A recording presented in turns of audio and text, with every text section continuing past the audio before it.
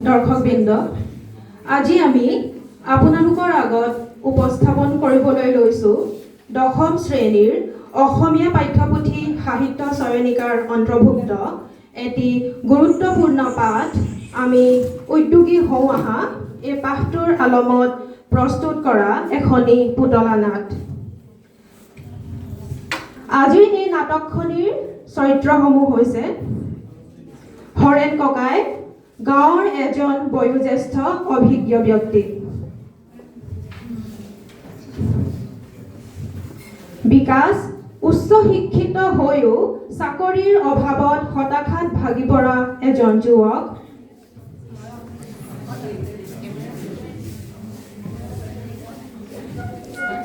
তাৰ বিপৰীতে আছে ৰূপম, এজন সফল আৰু কৰ্মোদ্যমী যুৱক। বিকাশৰ মাক এগৰাকী সৰল তথা দূৰদৰ্শী মহিলা। নতুন প্ৰজন্মক প্ৰতিনিধিত্ব কৰা এগৰাকী আধুনিক যুৱতী চুমি আৰু এজন স্থানীয় বাঁহ বেতৰ ব্যৱসায়ী। আহকচোন তেন্তে আমি উপভোগ কৰোঁ আমাৰ এই পুতলা নাটখনি। আমাৰ নাটখনিৰ নাম বৃত্তিমুখী শিক্ষা, প্ৰগতিৰ দীপ্ত শিখা।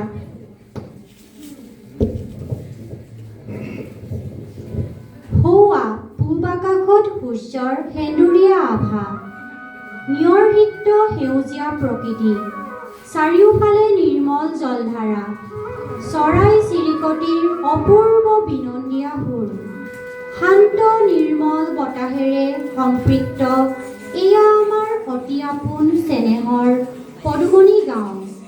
ধনে ধানে শস্যে পথাৰে সুশোভিত বিনন্দীয়া এই পদুমণি গাঁৱৰ সিপাৰে সৌটো আমাৰ বিকাশৰ ঘৰ। সূৰ্যৰ কিৰণে পেৰৰ ফাকেৰে সোমাই অহা বিকাশৰ ঘৰৰ এয়া শুৱাৰ পৰিৱেশ। তেনেতে হৰেণ ককায়ে মাত লগায়, জয় গুরু শঙ্কর, তুমি ললা পকা ঘর, আমি থাকো বরখুন তিতি হে গোবিন্দাই রাম। বিকাশ, হে বিকাশ, ক'ত গলি ঐ ল'ৰা? পঢ়া শুনা কৰি ঘৰত সোমাই থকা পণ্ডিতটো ক'ত গলি? হৰেণ ককাইৰ মাত শুনি বিকাশ ম্লান মুখেৰে লাহে লাহে ভিতৰৰ পৰা ওলাই আহে। কি হ'ল ককাই? কিয় ইমান চিঞৰিছে? মোৰ মনটো একেবাৰে ভাল নাই অ'। কি হ'ল তোৰ? মুখখন দেখোন শুকাই শুকাই পকা ঔটেঙাটোৰ নিচিনা হৈ আছে। কি হ'ব আৰু? ডিগ্ৰীটো পাছ কৰা 5 বছৰেই হ'ল। কিমান যে ইণ্টাৰভিউ দিলো, চাকৰিহে নাই। পঢ়া শুনা কৰি এতিয়া ঘৰত বহি মাৰ গালি খোৱাৰ বাহিৰে আৰু একো কাম নাইকিয়া হৈছে। ককাই, কালি গোটেই ৰাতি টোপনি নাই মোৰ। আকৌ এটা চাকৰিৰ পৰীক্ষা বাতিল হ'ল। মোৰ ভাগ্যখনত চাগে চাকৰি এটাও নাই। হেৰৌ, তই কেৱল চৰকাৰী চাকৰিৰ পাছত দৌৰি থাকিলে কেনেকৈ হ'ব? আমাৰ দিনত মানুহে খেতি বাতি কৰিও লখিমী চপাইছিল। ভাগ্যক দুখ দি লাভ কি? তই দেখোন BA পাছ কৰিলি, হাতত ইমান ডাঙৰ ডিগ্ৰী, অথচ ঘৰত বহি মাৰৰ পেঞ্চনত জীয়াই আছ। লাজ নেলাগে তোৰ? কি কৰিম ককাই? চৰকাৰী চাকৰি বিচাৰি বিচাৰি মগজু ঘোলা হৈ গৈছে। আমাৰ ইয়াত জানো পঢ়া শুনা জনা ল'ৰাই ৰাস্তাত বহি বেপাৰ কৰি খাব পাৰিব? তেনেতে বিকাশৰ মাকে ভিতৰৰ পৰা মাত দিয়ে, অ' বিকাশ, হৰেণ ককাইৰ লগত কথাৰ বহলা পাৰি থাকিলে হ'ব জানো? ভাতকেইটা কেনেকৈ যোগাৰ কৰিছে খবৰ নাই। চুবুৰী ল'ৰাবোৰে মটৰ মেকানিক শিকিছে, কোনোবাই ড্ৰাইভিং শিকিছে। ইন্দেশ্বৰৰ জীয়েকক দেখিছ, তাই বিউটি পাৰ্লাৰ শিকিছে। চৰকাৰী চাকৰি বিচাৰি ফুৰোতেই যাব তোৰ।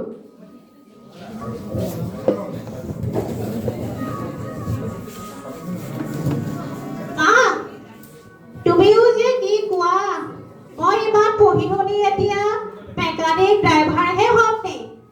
মানুহে মোক কি বুলিব? মোৰ BA ডিগ্ৰীটোৰ কি মূল্য থাকিব তেতিয়া? পেটত ভোক থাকিলে ডিগ্ৰীটো আহি পোৱাত নিদিয়ে বোপাই। হে হ'ব হ'ব, তহঁতি মাকে পিতেকে লাগি থাক দেই, লাগি থাক।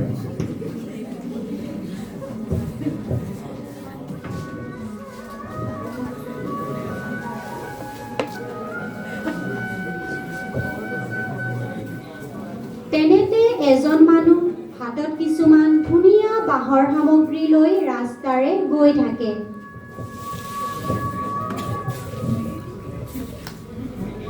বিচনী, ডলা, চালনী কাক লাগে? হৰেণ ককাই, চহৰৰ পৰা 50টা অৰ্ডাৰ আহিছে, এতিয়াই লৈ লওক দেই, পাছত হ'লে নাপাব কিন্তু। তই দেখোন এতিয়া ডলা চালনী বেছি লাখপতি হবি। কিবা এটা বুদ্ধি আমাৰ বিকাশকো দি যাচোন। হেই, মইনো কি বুদ্ধি দিম? পঢ়া শুনা জনা ল'ৰা, সি যদি অলপ ব্যৱসায়িক মানসিকতা ব্যৱহাৰ কৰে, আমাৰ নিচিনা মানুহক সিহে বুদ্ধি দিব পাৰিব। হ'ব ককাই, মই গৈ থাকোঁ দিয়ক। যা।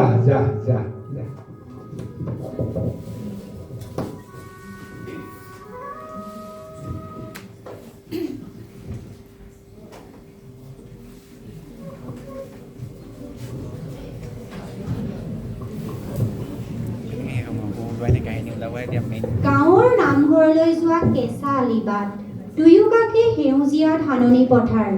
চুমিয়ে হাতত এটা স্মাৰ্টফোন লৈ সোমাই আহে। তাই ষ্টাইল কৰি খোজ কাঢ়িছে আৰু নিজৰ মোবাইলৰ কেমেৰাটো চাই মুখখন নানা ধৰণে বেকা কৰি আছে। চেৰেকৈ লাগিলে বুকুতে জুই, চাগে তই আছিলি কলিজাতে হৈ। আয়ো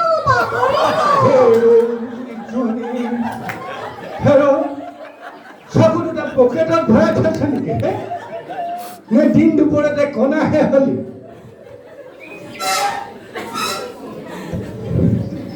আপুনিহে, মই ভাবিলো আকৌ কোনোবা বলিউডৰ হিৰো আহিছে।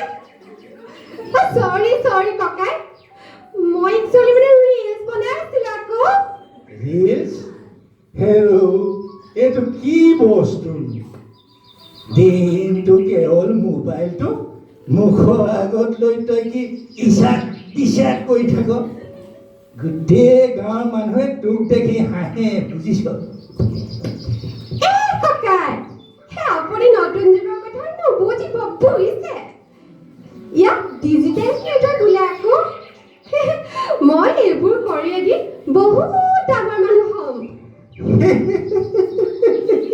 ডাঙৰ মানুহ হবি তই? এনেকে হবি? তোৰ মায়ে কৈছিলে তই হেনো পঢ়া শুনাই এতিয়া আকৌ মোবাইলটোকে চাই থাক। সেইটোৱে হ'বলা তোৰ ডাঙৰ মানুহৰ লক্ষণ। কিন্তু কেৱল মোবাইলত ফটো তুলি থাকিলে হ'ব জানো? কামো শিকিব লাগিব। পদ্মেশ্বৰৰ পুতেকে যেনেকৈ ITI নে FITI পাছ কৰি নিজৰ ভৰিত থিয় হ'ল, তইও তেনেকৈ কিবা এটা কাম শিকি ল, তেতিয়াহে পেটটো চলিব। বুজিলি নে? কেৱল ফিটা সিডাল মাৰি থাকি ল'ৰাও নোপোৱা হবি পিছত বাপেকে। ককাই, কি যে কয়, ল'ৰাৰ কথা নক'ব বুজিছে? সময়ত পামেই ককাই।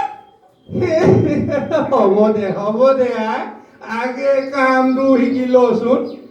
এই বিকাশটো হতাশা সাগৰত বুৰ গৈ আছে, তাকো অলপ বুজাব লাগিব বুজিছ? হ'ব মই এতিয়া ঘৰলৈকে যাওঁ। যাওক যাওক, ময়ো যাওঁগৈ।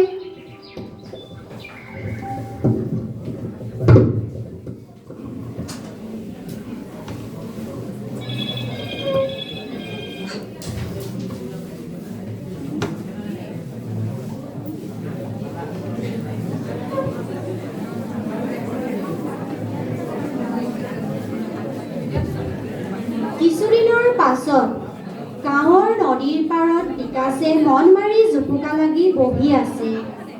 হৰেণ ককাই বিকাশক দেখি